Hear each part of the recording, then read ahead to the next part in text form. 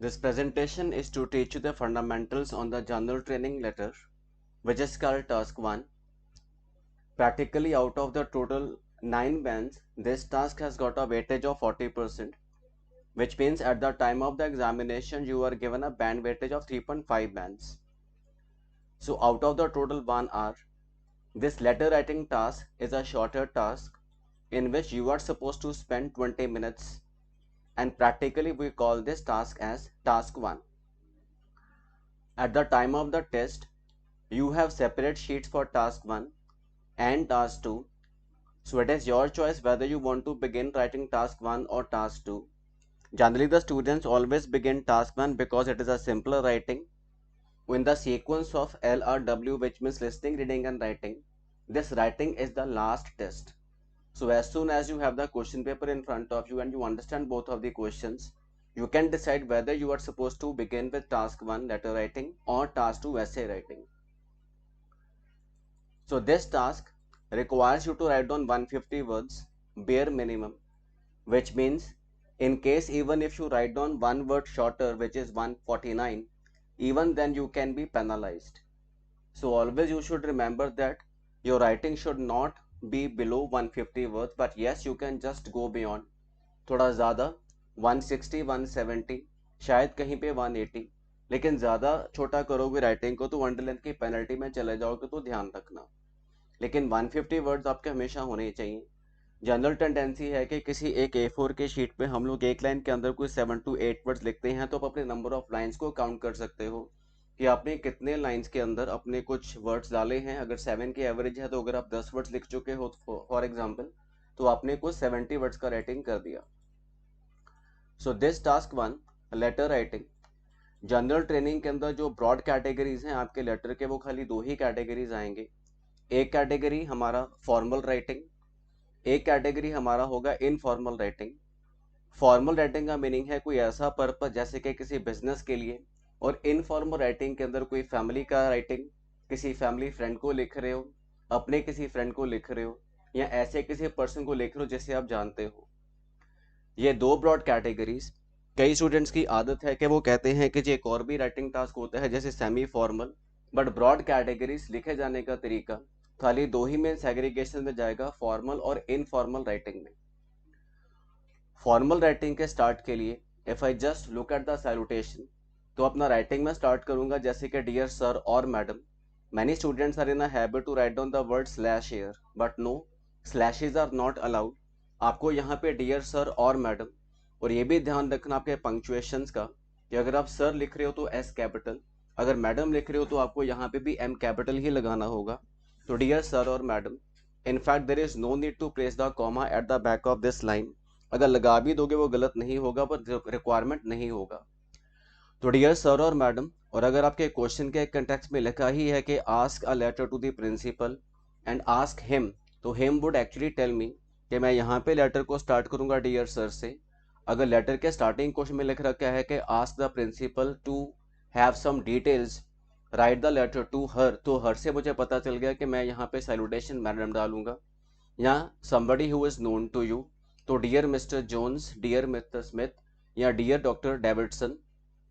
हम लोग हमेशा इंग्लिश कंटेक्स्ट के कुछ सिंपल नेम्स उठाएंगे. इंडियन नेम्स आमतौर पे हम लोग मना करते हैं कि लेटर के सैल्यूटेशन में मत उठाओ, बिकॉज हमें हमारे एग्जामिनर का नहीं पता.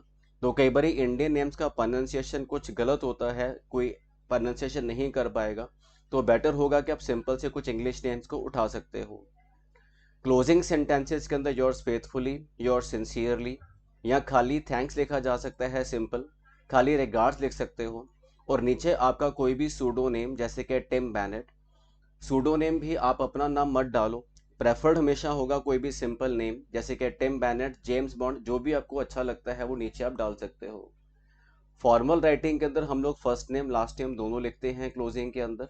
बट अगर हम इनफॉर्मल कंटेंट की बात करें, तो इनफॉर्मल में आप अपने किसी फैमिली मेम्बर को लिख रहे हो जैसे कि अंकल को, अपने किसी फ्रेंड को लिख रहे हो, या ऐसे किसी पर्सन को लिख रहे हो जिसके बारे में आप अच्छे से जानते हो, जैसे किसी फ्रेंड के सन को लिख रहे हो, फ्रेंड के डॉटर को लिख रहे हो, ऐसा कुछ. कभी भी लेटर जनरल ट्रेनिंग में इतने सारे सालों से कोई भी वाइफ या हस्बैंड पे नहीं आता. तो यहाँ पे जब हम स्टार्ट करेंगे सीधा हम नाम के साथ स्टार्ट कर सकते हैं जैसे कि डियर जॉन, डियर जेम्स, इस तरह के ओपनिंग हमारे चले जाएंगे यहाँ पे। और उसके बाद जब आप इसको एंड करोगे तो लव या खाली वर्ड योर्स या आपका फर्स्ट नेम सिर्फ आएगा, लास्ट नेम नहीं लिखा जाएगा। अगर आप अपने किसी एल्डर को लिख रहे हो तो आप रिगार्ड्स लिख सकते हो, बेस्ट रिगार्ड्स लगा सकते हो। किसी को एग्जामिनेशन के बारे में आप कुछ विश करना चाहते हो, बेस्ट विशेस के साथ एंड किया जा सकता है। तो कई सारे ऐसे वेज होंगे जिसके साथ आप अलग अलग लेटर्स में सीखते चले जाएंगे कि एंडिंग क्या होगा। बट इतना ध्यान रखोगे आपके जो भी आपको सूडो नेम चाहिए वो खाली फर्स्ट नेम में लिखा जाएगा, उसके साथ आप लास्ट नेम यहाँ पे एंड में नहीं लिखोगे। क्वेश्चन के अंदर ही कई बार आपको इंस्ट्रक्शन में 90% से भी ज्यादा इंस्टेंस होंगे कि लिखा होगा कि स्टार्ट योर लेटर फ्रॉम। तो वहां पे अगर इंस्ट्रक्शन में क्लियरली मेंशन्ड है कि आपको अपना लेटर किस तरह से स्टार्ट करना है, जैसे कि डियर सर से करना है या डियर सर और मैडम से करना है, तो प्रॉपर आपको अपने क्वेश्चन के जो इंस्ट्रक्शंस हैं वो फॉलो करने होंगे। इस बात का ध्यान रखना कि आप कभी भी अपने लेटर के अंदर जॉब के टाइटल्स नहीं यूज कर सकते हो। देयर इज एन एग्जाम्पल, एक हमारे पास लेटर है कि आप अपने टीचर को लेटर लिखो कि आप एक जॉब करना चाहते हो लेकिन जॉब के लिए आपको कोई रेफरेंस चाहिए। तो वहां पे मैं अपने लेटर का स्टार्ट डियर सर से करूंगा। या वेस्टर्न कल्चर के अंदर अपने टीचर्स को भी नेम्स के साथ हम बुलाते हैं, जैसे कि डियर मिस्टर जेम्स। लेकिन कभी भी डेजिग्नेशन को आप यूज नहीं करोगे, जॉब टाइटल को यूज नहीं करोगे, जैसे कि डियर टीचर। ऐसे ही अगर आपको कोई भी लेटर लिखना है किसी लाइब्रेरियन को, तो अपने लेटर का स्टार्ट कभी भी मैं डियर लाइब्रेरियन लिख के नहीं करूंगा। यह है आपका एक सैंपल जो आपको एग्जैक्टली क्वेश्चन जिस तरह से नजर आएगा आपके क्वेश्चन पेपर्स में, टाइटल के साथ कभी मत यूज करना, ये हमेशा ध्यान रखोगे। Now this is the sample. आपको वहां पे इंस्ट्रक्शन एडवाइज्ड है you should spend about 20 minutes on this task. तो आपके पास एक एडवाइस भी आ गई क्वेश्चन के ऊपर ही कि आपको इस टास्क पे 20 मिनट स्पेंड करने हैं। Now it is up to you, how are you making this attempt. 20 minutes लगा रहे हो, 15 लगा रहे हो, because letter writing is so simple that even the people can finish their task off in 15 minutes just. Question is that your library wants your local public library wants to make improvements to their services and facilities. This is the message given to us by the examiner and the question, of course. In order to get ideas from the public, they have asked library users, that means के readers को पूछा जा रहा है, to send them suggestions in writing. तो letter में आप उनको suggestions भेजो। Write a letter to the librarian, तो librarian को letter लिखो। In your letter, describe what you like about the library. तो लाइब्रेरी के बारे में आपको क्या चीजें पसंद हैं। से what you do not like, आपको लाइब्रेरी में क्या चीजें पसंद नहीं हैं। And make suggestions for improvements, और कुछ इम्प्रूवमेंट्स के लिए आप सजेशंस भी दो। तो आपके पूरे 150 मिनिमम वर्ड्स के राइटिंग में ये तीनों बुलेट्स आपको कवर करने होंगे। और इसी ही तरह क्वेश्चन खत्म होने के बाद आपको यहाँ पे नीचे एक और भी नोट ऐसा कुछ दिखाई देगा, जैसे कि राइट एटलीस्ट 150 वर्ड्स, जो कि आपकी बेस रिक्वायरमेंट है 150 वर्ड लिखने की। You do not need to write any addresses. In fact general training letter के अंदर आप कभी भी एड्रेसेस वगैरह मेंशन नहीं करते हो। जैसे कि आपने स्टार्ट किया डियर सर, उसके नीचे आपको जैसे central public library downtown Sydney, ऐसा कुछ भी एड्रेस डालने की जरूरत नहीं होगी। People who have come from schools, they are in a habit of writing down the addresses in the letters on top, but in the formal writing of general training, the addresses are not allowed. Even in fact instruction के अंदर भी आपको mention कर रखा है कि आपको कोई भी एड्रेसेस वगैरह नहीं लिखने। और इंस्ट्रक्शन के अंदर ही ये पार्ट है, that is begin your letter as follows. तो if the instruction already clearly mentions that you should start the letter from the salutation dear sir और मैडम, तो आपको अपना पहला सैल्यूटेशन सेंटेंस इसी तरह से बनाना होगा, डियर सर और मैडम। इनफैक्ट इसको मैं यूज या चेंज नहीं कर पाऊंगा, आप इसको इसी तरह से यूज करोगे, इसको इनफैक्ट आप इसको चेंज नहीं कर सकते हो। Now look at this, you will be losing your marks if the purpose of your letter is not clear. जो भी आपने आंसर लिख दिया उस पूरे आंसर के अंदर लेटर का पर्पस क्लियर ही नहीं हो रहा। आपको जो भी सिचुएशन लेटर के अंदर कवर करना है वो क्लियरली आपके आंसर के अंदर क्रिस्पली डिफाइन करना होगा सिचुएशन। जैसे कि ऊपर के सैंपल लेटर के अंदर सिचुएशन ये है कि आपको पूछा जा रहा है कि आप उसके सजेशंस दो। सिचुएशन था कि आपको 3 चीजें कवर करनी होंगी। आपको लाइब्रेरी में क्या क्या चीजें पसंद हैं, आपको लाइब्रेरी के अंदर क्या क्या इंप्रूवमेंट्स चाहिए, वाई आर यू राइटिंग, किस पर्पस से लिख रहे हो। तो पर्पस था कि लाइब्रेरियन ने आपसे सजेशंस मांगे हैं। उसके बाद क्या क्या चीज़ें आपको लाइब्रेरी के अंदर पसंद हैं, और अगर आपके बुलेट में कहीं पे कुछ सजेशंस थे तो क्या वो प्रॉपरली आपके राइटिंग के अंदर सजेशंस कवर किए जा रहे हैं या नहीं। क्या क्वेश्चन के अंदर आप किसी तरह की कंप्लेन कर रहे हो, या क्वेश्चन के अंदर आप किसी तरह के इंफॉर्मेशन को रिक्वेस्ट कर रहे हो, तो आपके राइटिंग के अंदर आपके पूरे के पूरे आंसर का पर्पस क्लियर होना बहुत जरूरी है। What do you want the reader of your letter to do as a result of reading your letter.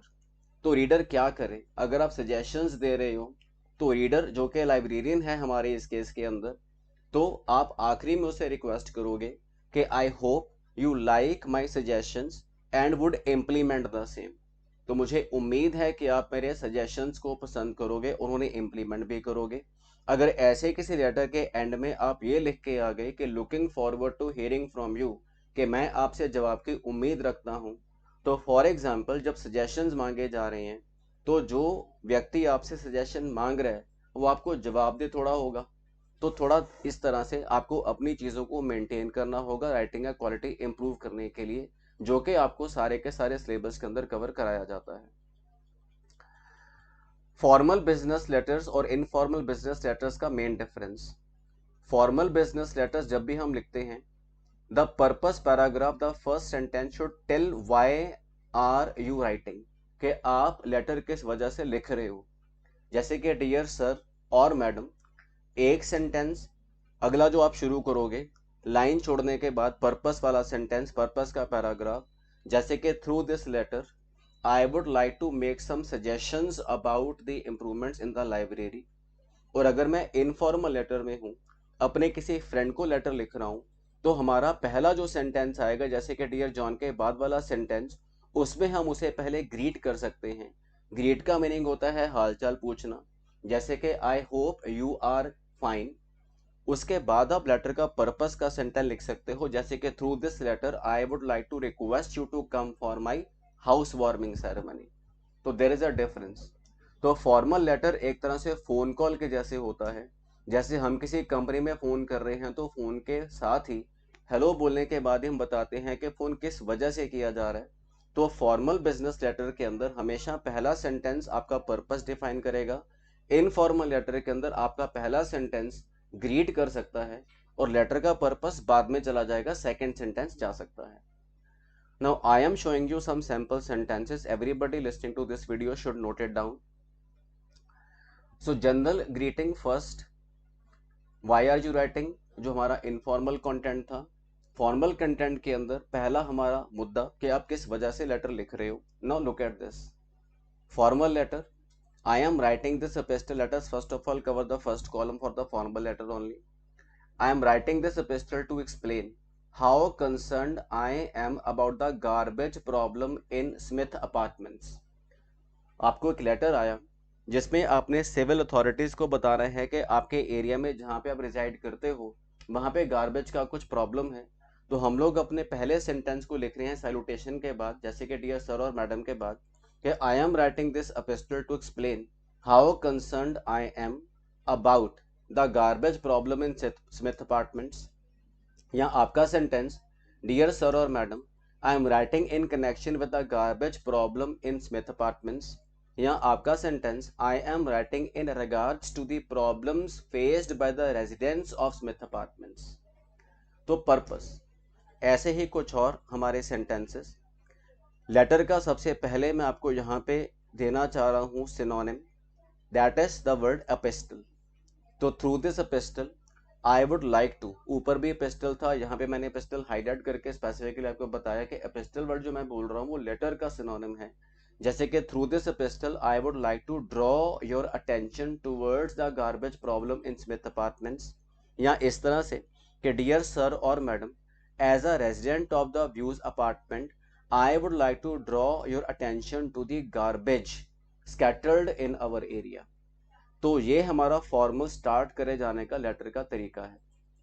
Now if we come to the informal part, then dear John, it was great seeing you last week, and through this epistle I would like to invite you for my house warming ceremony. या dear John it's been ages since I last saw you, मुद्दत हो गई आपसे मिले हुए, तो dear John it's been ages since I last saw you. या dear John thanks very much या thank you very much for the newsy letter, आपने मुझे पहले लेटर भेजा बहुत बड़ी इंफॉर्मेशन देने के लिए, तो उसके लिए आपको मैं थैंक्स बोलना चाहता हूँ।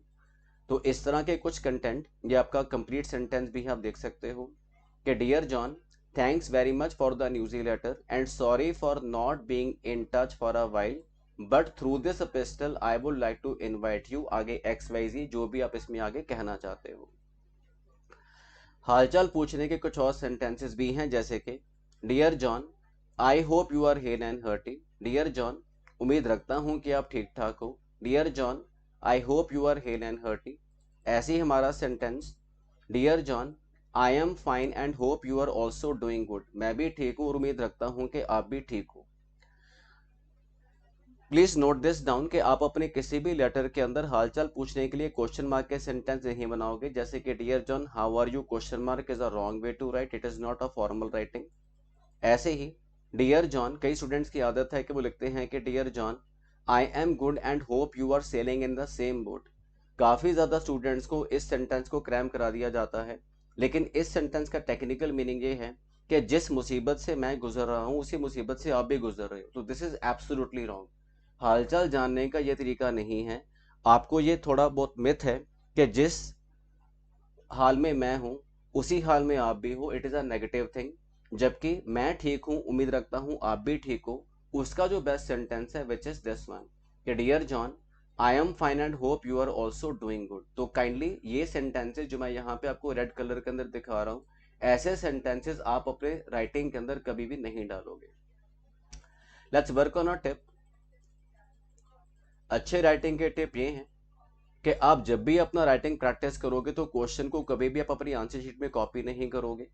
Do not copy the question from the question booklet because we are suppose to write down the answer just.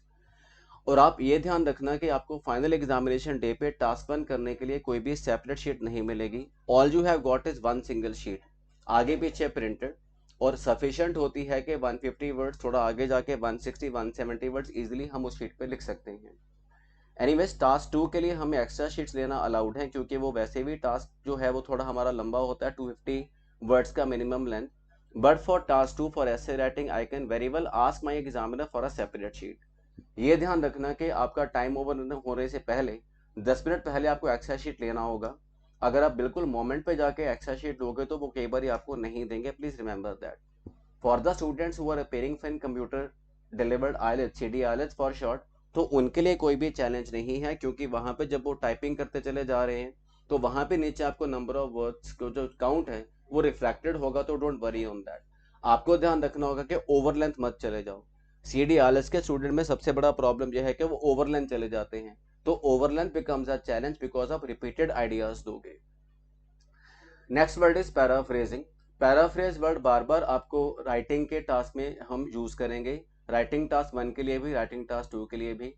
Paraphrasing का मीनिंग होता है चेंज करके लिखना, कि जो भी आपको प्रॉम्प्ट दिया गया है, प्रॉम्प्ट का मीनिंग होता है मेरे को एग्जामिनर ने मेरा मैसेज दिया है कि आप एक लेटर लिखो जिसपे लाइब्रेरियन को सजेशंस दो, तो we need to paraphrase this.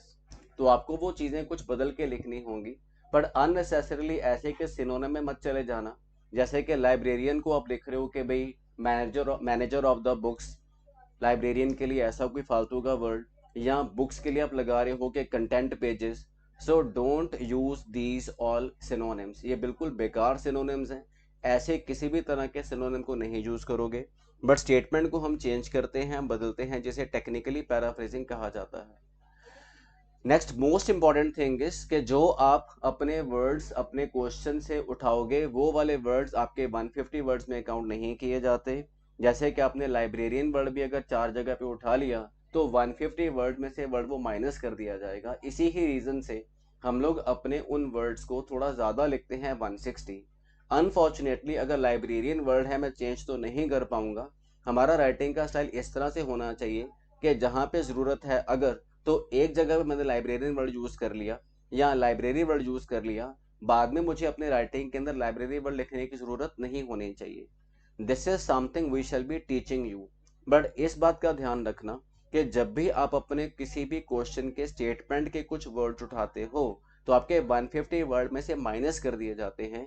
इसी रीजन से हम लोग सजेस्ट करते हैं कि आप अपनी राइटिंग को थोड़ा ज़्यादा बढ़ा के लिखोगे। अगर 150 वर्ड्स आपकी रिक्वायरमेंट है, थोड़ा ज़्यादा 160 170, क्योंकि अगर आपने कुछ एक आधा वर्ड रिपीट कर भी दिया और वो माइनस हो चुका था तो जो एक्स्ट्रा वर्ड्स आपने लिखे हैं वो आपके राइटिंग को थोड़ा सा बचा लेंगे। Now to task one. Task one के अंदर हमेशा आपको मिलेंगे 3 bullet points, 3 bullet points, and you need to talk about all of these bullets in the answer. अगर आप अपने आंसर में एक भी बुलेट को स्किप कर दोगे तो आपका टास्क अचीवमेंट नहीं माना जाता। तो आपको हर कंडीशन के अंदर आपका टास्क अचीव करना होगा bye covering all of the 3 bullet points, else you lose your scores. Now this is the format. इस फॉर्मेट को मैं हाईली रिकमेंड करता हूं कि आप नोट डाउन करो। जैसे कि फॉर्मल राइटिंग, तो फॉर्मल लेटर का हमारा फॉर्मेट डियर मिस्टर जॉन या डियर सर और मैडम, जो भी हमें वहां पे इंस्ट्रक्शन है उसको फॉलो करते हुए यहाँ पे एक लाइन खाली छोड़ने के बाद, एक लाइन खाली छोड़ने के बाद I am writing this epistle to seek your attention towards the garbage problem in Smith apartments, this is called purpose paragraph. एक लाइन खाली छोड़ के प्रॉपर फॉर्मेटिंग के साथ, dear mister John I am writing this epistle to seek your attention towards the garbage problem in Smith apartments. उसके बाद एक line खाली छोड़ने के बाद हमारा बॉडी पैराग्राफ 1। ऑफ कोर्स यहाँ पे आप ये कोई लेबल तो नहीं लगाओगे, डायरेक्टली आप अपने कवर करना शुरू करोगे अपने पॉइंट्स को। तो जनरली हम लोग इस पर्पस पैराग्राफ के अगले पैराग्राफ में हमारे पहले 2 बुलेट्स कवर करते हैं, first and the second bullet. तो आपके इस पैराग्राफ के अंदर आपके पहले 2 बुलेट्स कवर होना चाहिए। उसके बाद आप एक लाइन खाली छोड़ने के बाद यहाँ पे अगला वाला पैराग्राफ जो बनाओगे उसमें हम लोग थर्ड बुलेट की बात करते हैं। जैसे कि हमारे ऊपर के सैंपल राइटिंग के अंदर जो क्वेश्चन था उसमें थर्ड बुलेट था हमारा सजेशन, तो हम सजेशन के लिए ये वाला इंडिविजुअल पैराग्राफ बना सकते हैं। राइटिंग के कई सारे स्टाइल्स हम लोग आगे आपके साथ सिलेबस में डिस्कस करते चले जाएंगे, लेकिन आपके लेटर के अंदर मोटा मोटा ये 3 पैराग्राफ दिखने के लिए होने चाहिए। First is the salutation, that is a single line only. उसके बाद पर्पस, पर्पस में सिंगल लाइन भी हो सकती हैं, 2 लाइन भी हो सकती हैं, बट दिखने के लिए हमारे पास 3 paragraph. 1 is a purpose paragraph, next is a paragraph which covers the 2 bullets of the letter, and then we have third paragraph which covers the third bullet point. इसके बाद प्रॉपरली हमारा नीचे एंडिंग। अगर आप अपने किसी फ्रेंड को लिख रहे हो तो नीचे की एंडिंग और, फॉर्मल वे में लिख रहे हो तो नीचे का एंडिंग कुछ और।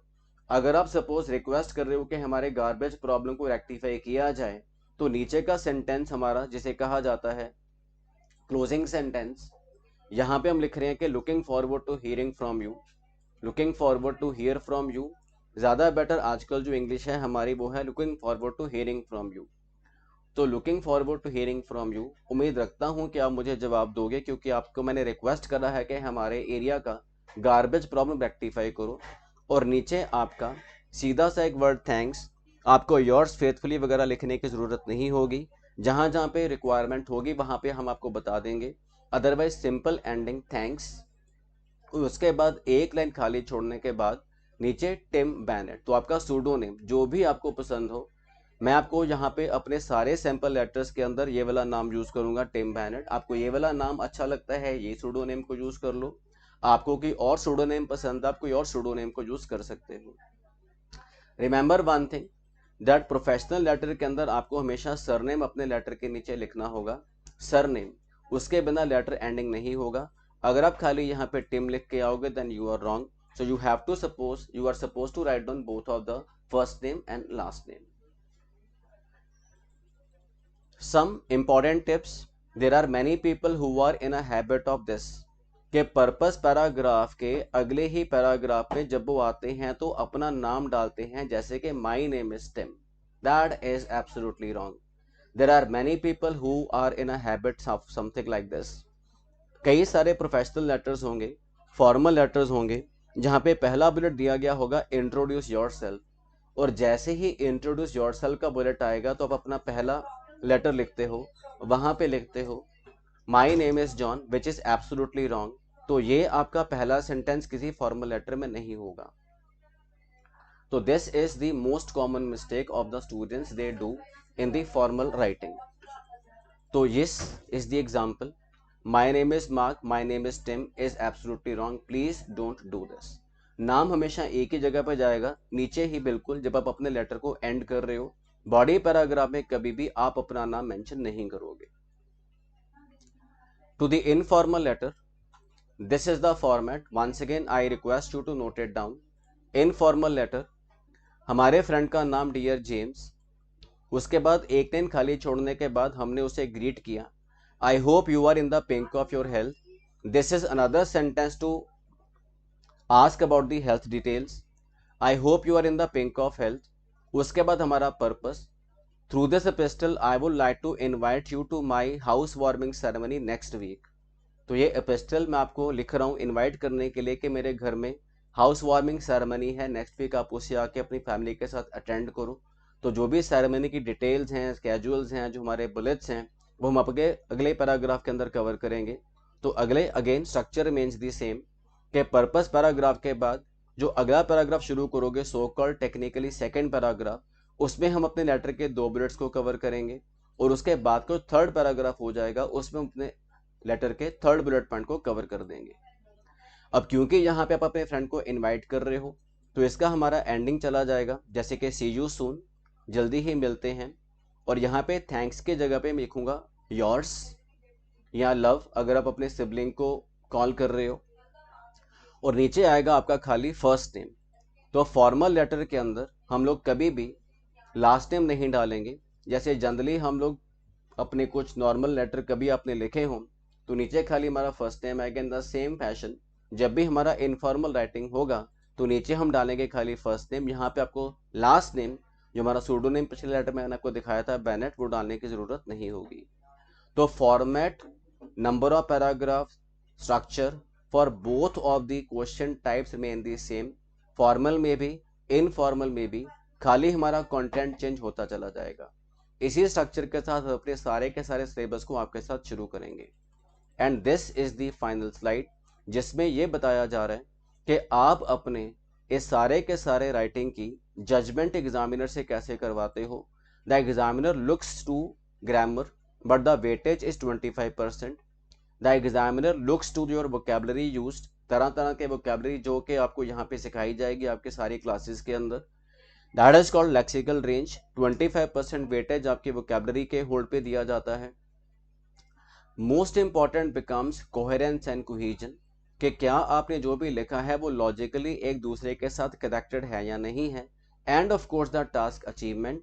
टास्क अचीवमेंट का लेटर राइटिंग का मीनिंग होता है कि क्या आपने अपने तीनों पैराग्राफ में जो हमारे बुलेट्स थे, क्या उन बातों को कवर किया है या नहीं. तो पूरे राइटिंग के अंदर आपके टास्क अचीवमेंट का स्कोर भी 25%, which means के people who are at a very good level of English and they assume that my grammar is fantastic, and even with time you can develop your vocabulary, but people lag in this.